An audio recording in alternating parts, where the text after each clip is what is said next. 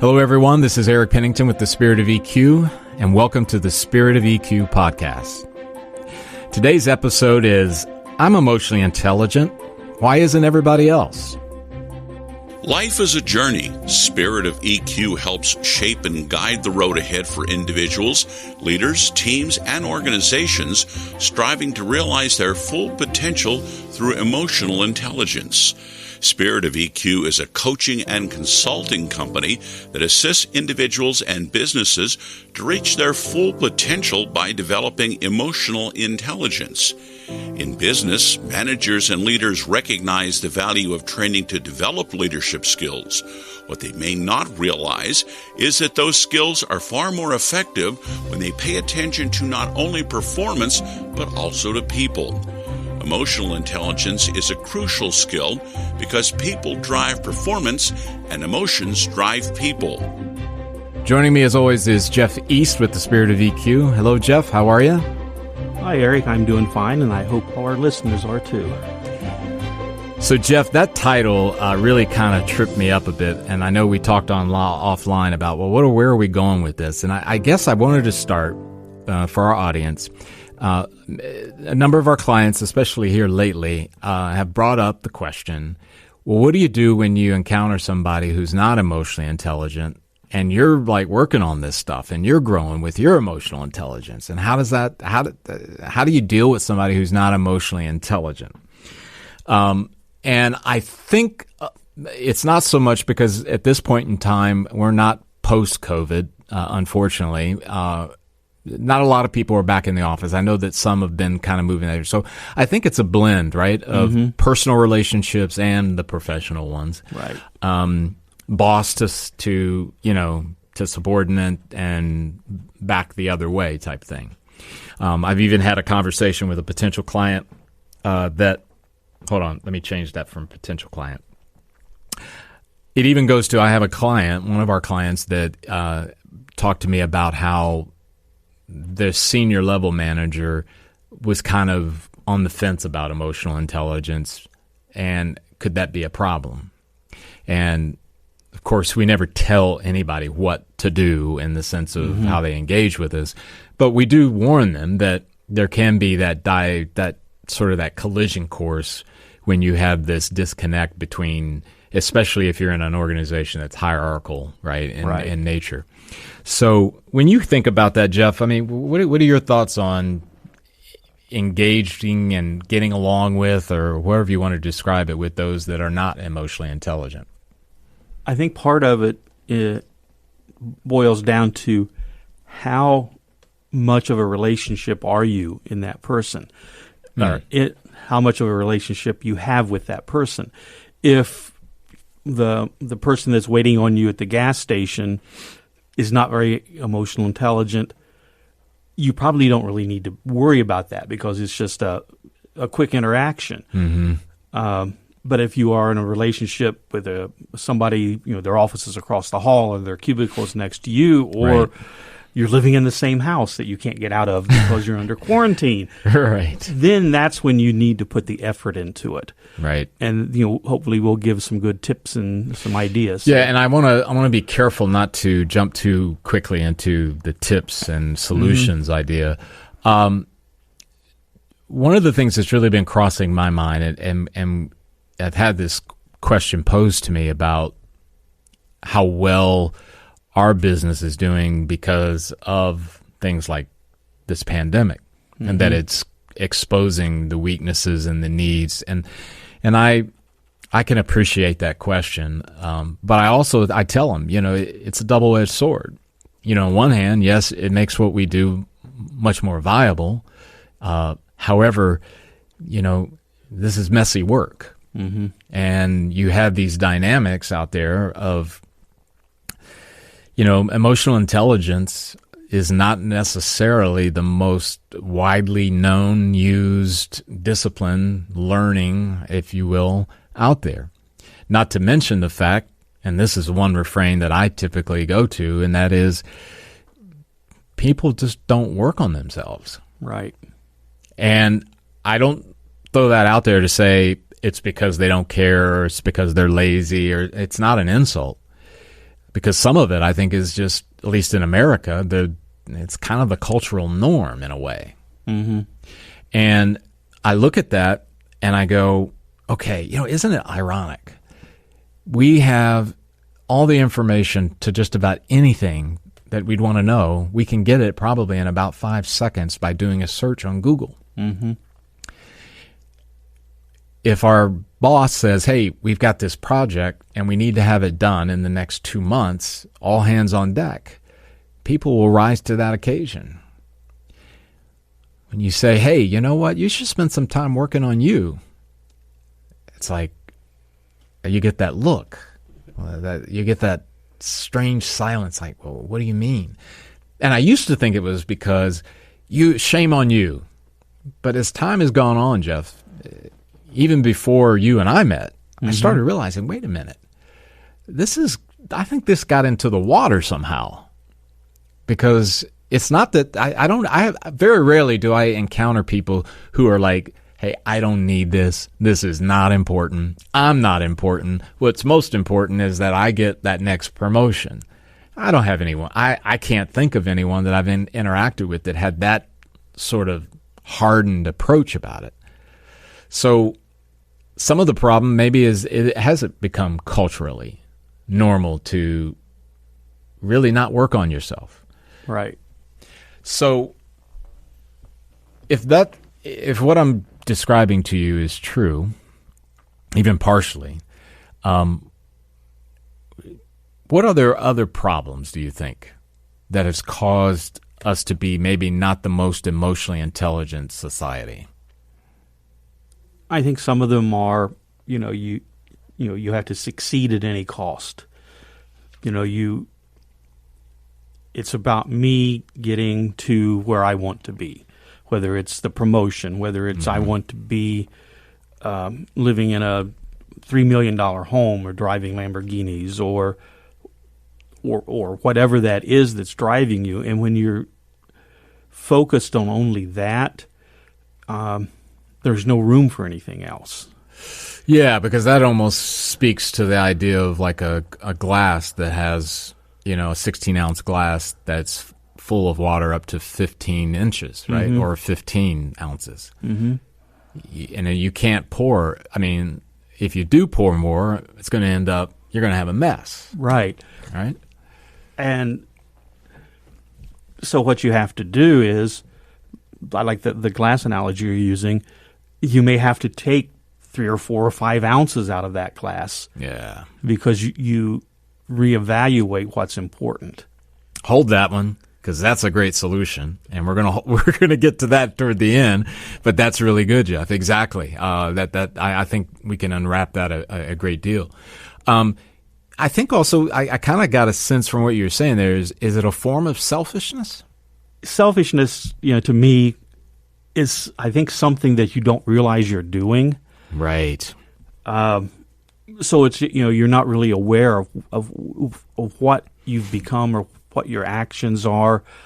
So I guess that would be selfishness. It's usually not with intent. Yeah, and I like where you're going there because I saw an interview. I mentioned this in one of our other podcast episodes, I believe, with a gentleman by the name of John McWhorter. And John McWhorter is a linguistics professor at Columbia. Really smart individual, but very thoughtful, Jeff. And I saw him on a podcast, videocast, whatever you want to call it. And the co-host of the show brought something up that really challenged his thinking. And I thought it was fascinating. I'm watching the video, and I could see him, and I don't want to project and say I know what he was thinking, but it appeared like he was like wrestling with what was just presented to him. And he said, I think I just need some more time to reflect on this. Now that really was pretty powerful. But then he goes on to say, I think that's one of the things that's missing in our discourse, in our culture, is like we don't reflect. Do you think that the lack of desire or the lack of practice, that's probably the better way to say it, of reflection might be a contributor as well? Yeah, I think with the way we have communications today and everything else, people are expecting an instant response from you. Right. I go back to before telegraph. If you were in England and you sent a ship to Australia, you didn't know what was going on. So you just had to wait. It was months and months or years before you would get an answer back. So that leaves lots of time to think about stuff. Yeah. But now if you've got a client in Australia, it's just the same as if you're sitting across the table from them. Sure, be it by text or some other Zoom, messaging. Whatever. Yeah. And I think because of that, we don't take the time to think about it. We feel pressured into giving an instant response, an instant reaction of some sort. It almost makes me think of it in terms of it's like advancing the decline. You know, because on one hand, I feel like, man, look at all the tools we have to talk to our client in Australia by Zoom right now. But we don't spend any time on reflection, so we're moving back. Well, you have the client in Australia, and you have some information to give to them before all of the electronics. So, you would have to write out a letter. Right. And you would take time writing out the letter because, you had to think ahead. You had to put you had to make sure you put everything in there the right way. And then when that person would get the letter, their response would be the same way. Well, this is going to take a long time to get there. I'd better make sure I'm really saying what I want to say.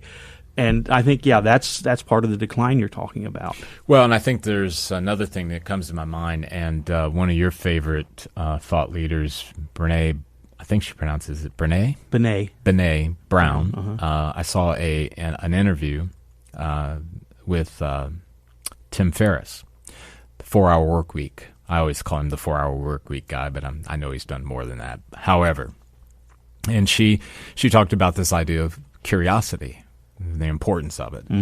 And you and I have talked about it, probably to the point of nausea for our audience, but we talk about it a lot inside the podcast and outside with our clients. This idea of being able to look at a situation or a problem and tackle it from a curiosity perspective and not judgment.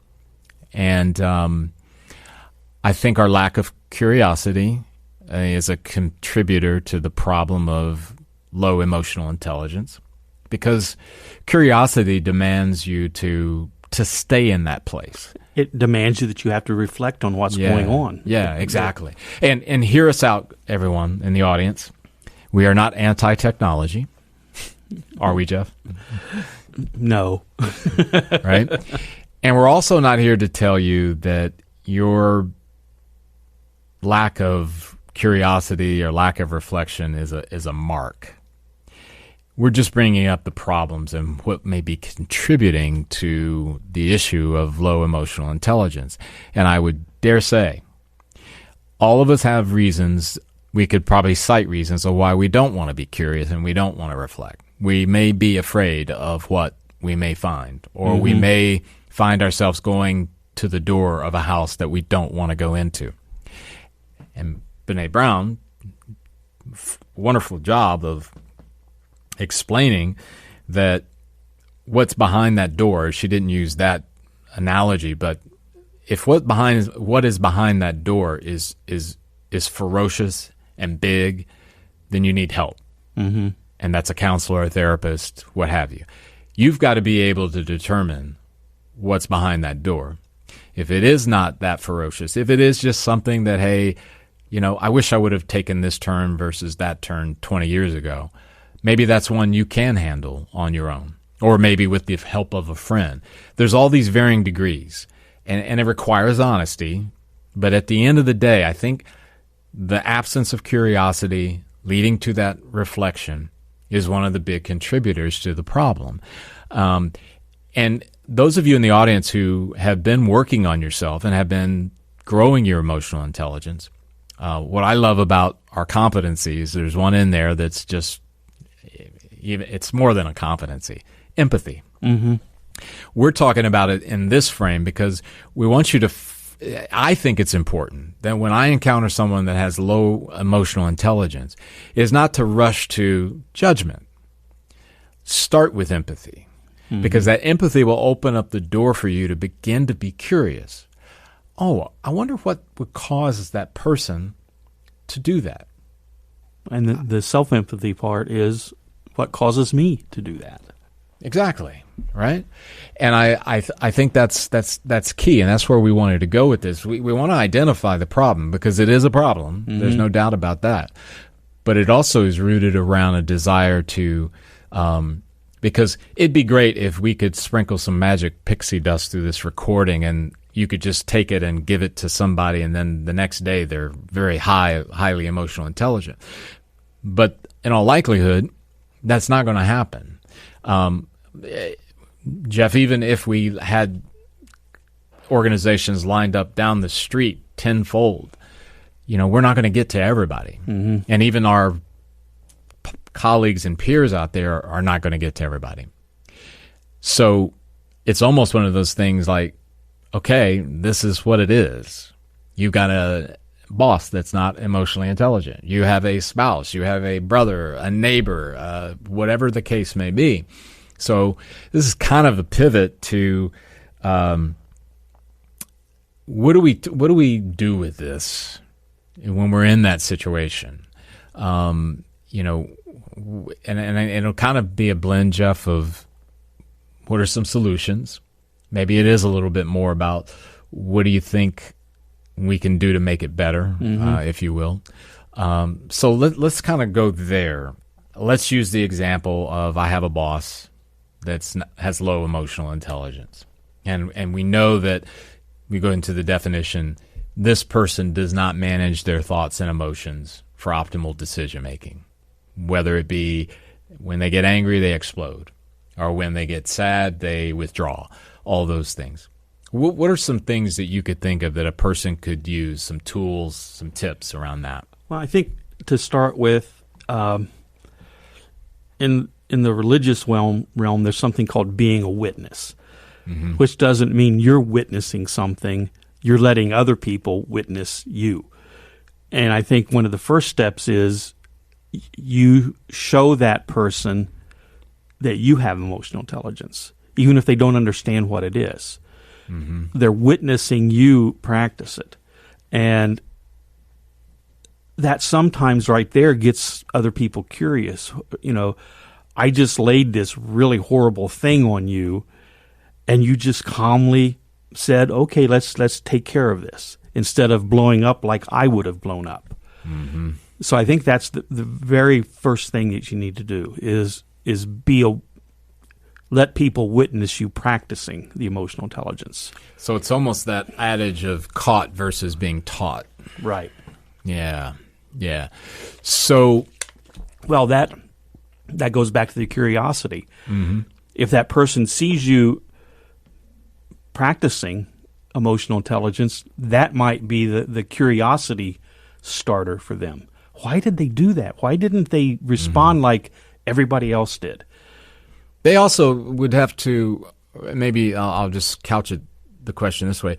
Do we need to be in a place where we need to understand that this is not an overnight job, right? Right. It's not like they witness you being emotionally intelligent and they come to you and say, okay, I got to help me out. How do I get to be like you? I mean, it's a possibility, but the probability is very low that that's going to happen. Right. So more than likely, I'm going to have to be in another staff meeting with that boss, for example, and that type of thing.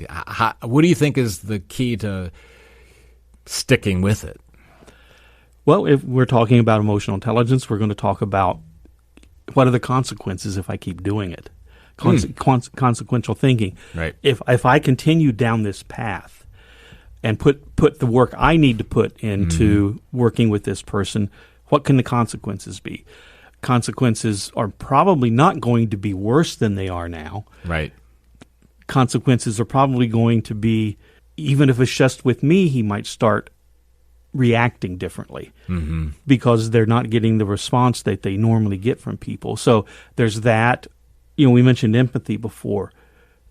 Having empathy for that person.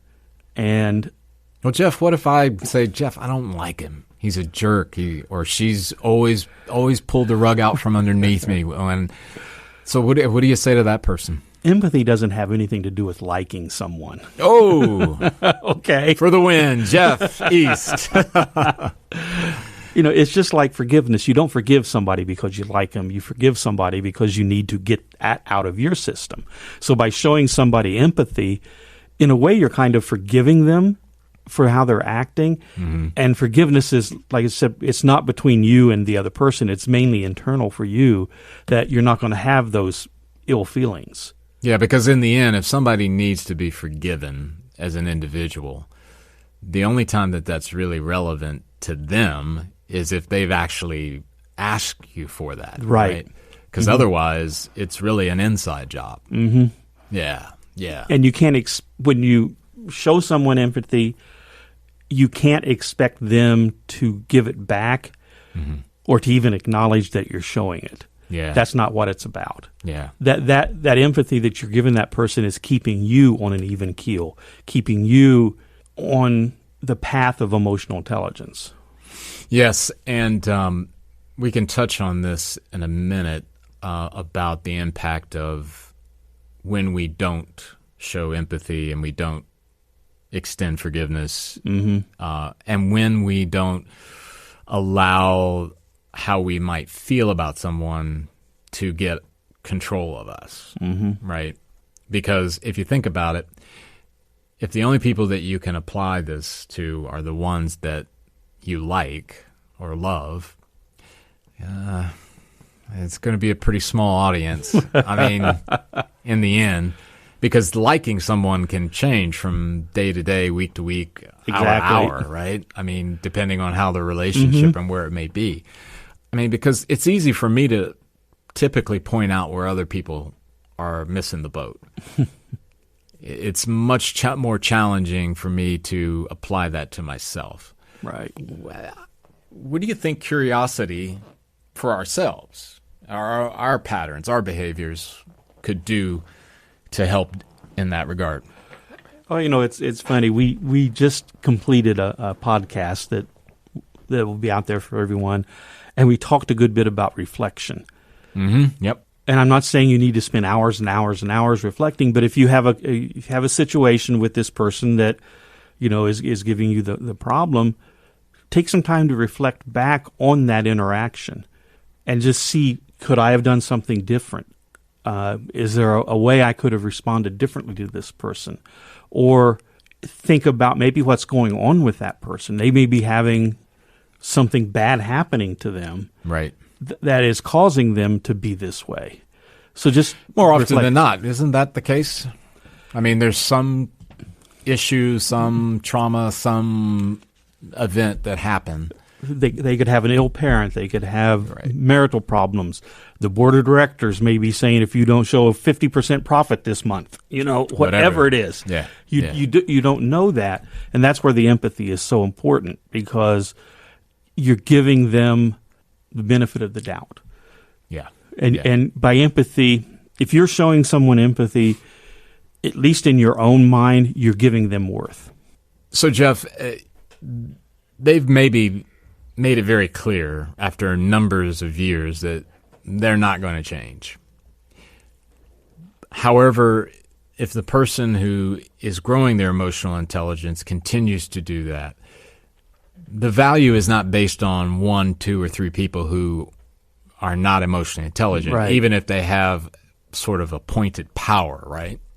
Yeah, I think this person that's not willing to change or doesn't have the tools, doesn't have an understanding of why it's important, whatever that is, your emotional intelligence comes into play for your own safety or your own peace of mind. Yeah. You recognize that this person is just not going to change. But I can still maybe change the outcome by practicing my emotional intelligence. You mean as coping skills? As a coping, being coping able skill to manage the relationship. To manage it, yes. Yeah. You use some of the competencies like recognizing patterns. I know this is going to happen. Right. When this happens, this is the way this person acts. Yep. So I'm ready for it. Yeah. They're still going to do it. Yeah. But I hate to say it this way, but I can't think of another way to say it. They can't help it. Okay? So it's just like if you're swimming in the ocean and there's a shark, you know it's going to bite you. So you take what you can to protect yourself. Yeah, precaution. Yeah. So there's that other thing. I mentioned John McWhorter earlier in the episode, and that podcast that I was looking at. I'm going to throw out the recommendation that is very, very important to get into a habit of regular reflection. Mm-hmm. And what I find is that people do misunderstand that idea sometimes. I think they do think, Jeff, it's like you're recommending that they spend hours meditating. Reflection could be that, but reflection also can happen in seconds, right? Right. I mean, the idea of, because we understand that some people are not in a position, they're not in a role in life, or maybe there's a situation in life where you have an inordinate amount of time to reflect. But I think it's like what we've talked about so often about this building of a practice, right? If you have a practice of reflection, it might be for 10 seconds. It might be for 10 minutes. It might be for 10 hours. But it's a part of what you do. Absent of that, if you're not reflecting, you're going to kind of be on autopilot, right? Yeah, and then you're going to be solely relying on your patterns then. Unwrap that a little more. Your neural pathways, whatever you want to call it, you're relying, like you said, autopilot. It's going to take the same course every time. Yeah. This is what I've done before, so I'm going to do it again. Despite what the consequences are, despite what the result is, it's going to be the same thing.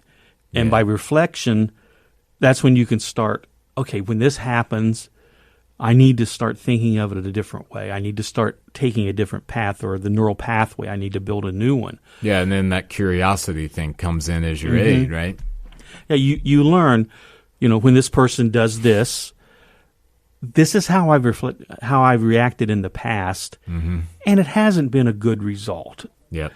Okay, so I reflect on that. Okay, so what can I try next? Okay, the next time this happens, I'm just going to say, okay.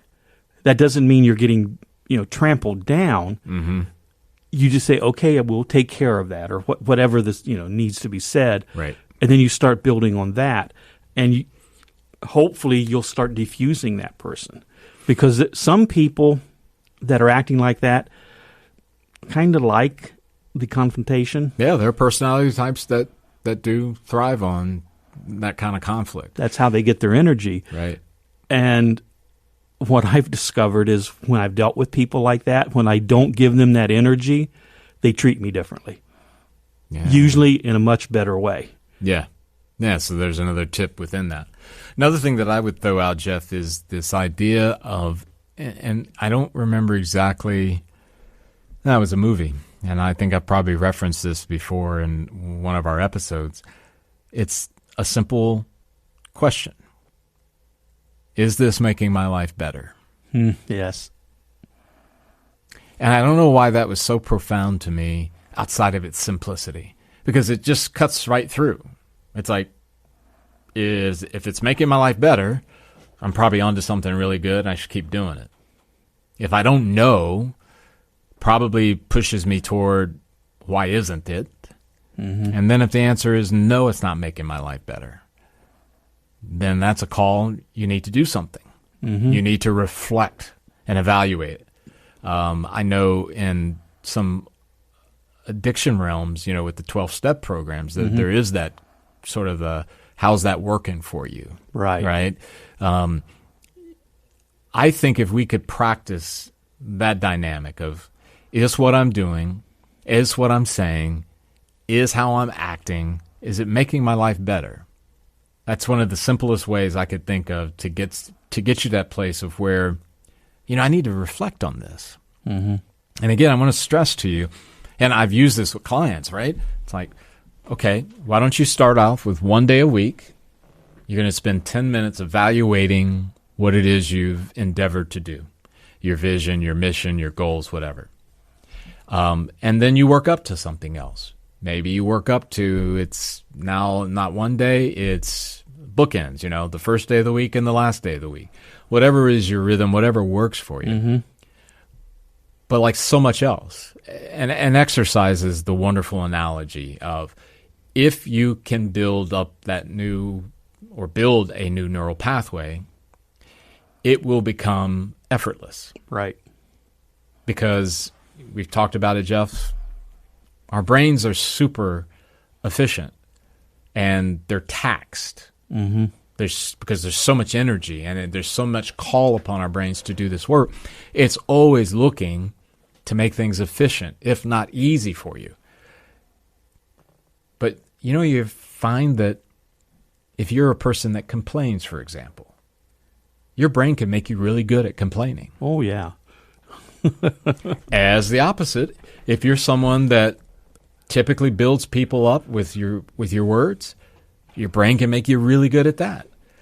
And it was a video from Josh Friedman about how the brain works that really kind of prompted me going, I really do have a lot of control here, because if I commit myself after reflection, curiosity, my brain will eventually get to the place where it'll make like that. I mean, it's like, go, we're going to do this well all the time. And again, the flip side of that coin is if I've got some really bad habits or really bad tendencies or whatever the case may be, it can make me really good at it. Mm-hmm. It's just really powerful. Any other ideas, tips for those who may be encountering the folks that are not? I think we've covered a lot of the things that we need to think about. But I think pay attention to the empathy. Try to give them the space, and don't take it personally. Yeah. They're more than maybe they are, but more than likely you're not the catalyst for them acting that way. It's other things around them. So that almost implies that if you weren't standing there in front of them and it was somebody else, they would get that same type of... And you'll know if you've made a mistake, yeah, and they get mad about it, okay, that's on me. Right. I made that mistake. Right. But we don't know what's going on inside other people's heads. Yeah. And I also would say, Jeff, as you just prompted me in this idea about self-knowledge and understanding who we are, right? Mm-hmm. Because I do believe our culture has kind of moved to that place of where, and maybe it's social media, that there's this big audience that's with us wherever we go and whatever we do. And I know if you're carrying your smartphone with you, in some ways that could very well be true. But the reality of it is even if you've got thousands of followers and you get tons of likes and tons of comments, all glowing or what have you, at the end of the day, in many respects, it is you. Mm-hmm. It's really you. Right. It's what you are becoming. It's kind of that dance that you can only do alone. Again, we're not anti-social media, but it's sort of the order of things. Right. Why not be an emotionally intelligent person and then get thousands of followers and likes and what have you? Because then I think your perspective on that kind of thing changes, just as it is with other human beings. Right. Not everybody's going to be emotionally intelligent. Not everyone's going to behave emotionally intelligent. And Lord knows, we've talked about this, we can share our skeletons in the closet at some point on an episode of times when we've not operated and behaved in an emotionally intelligent way. So I think there's that empathy to realize that with other people, but then it's also, again, this idea of, remember, this is working on you. Yeah, we once again, I'm going to go back to the podcast we just recorded before this one. Yeah. One of the few things that you have control of is how you're going to react. Yeah, exactly. You do have a say in that matter. That's one of everything else has other things that's going to influence them, but you have control of how you're going to respond to a situation. Jeff, I couldn't think of a better way to end our episode. That's a great one to tie the ribbon. Everyone, we do appreciate you tuning in. We look forward to when we're together again. Take care. Hi, everyone. This is Eric Pennington with The Spirit of EQ. I'm not introducing a new episode today. I'm here to tell you some things that might help you. Jeff, you're with me as always. So Yes. How do people get in touch with us? Well, the best way is just send us an email at info@spiritofeq.com. That's awesome. Jeff, I was also thinking about reviews, and I'm notoriously bad at asking for them, so reviews on all of the platforms, wherever you get your podcasts. Yes. Do you think that'd be good? I think that would be great because, one, that will help us learn how to make better ones. And it's always good for us So to hear. we're not the perfect podcast hosts? We're close. Okay, all right, but not, still, not totally we want your perfect. feedback. We want your feedback. But it also might let us know a new subject. Hey, we need to dig deeper into that. Yeah. So let us know what you think. Cool. We really appreciate that. As always, too, there is social media, LinkedIn, Facebook, and we also have a YouTube channel. Those also have mechanisms or options for you to be able to leave a comment, a like, or those kind of things. Just want to make sure that you know how to get in touch with us. Right, Jeff? Right. We appreciate you all. Thank you.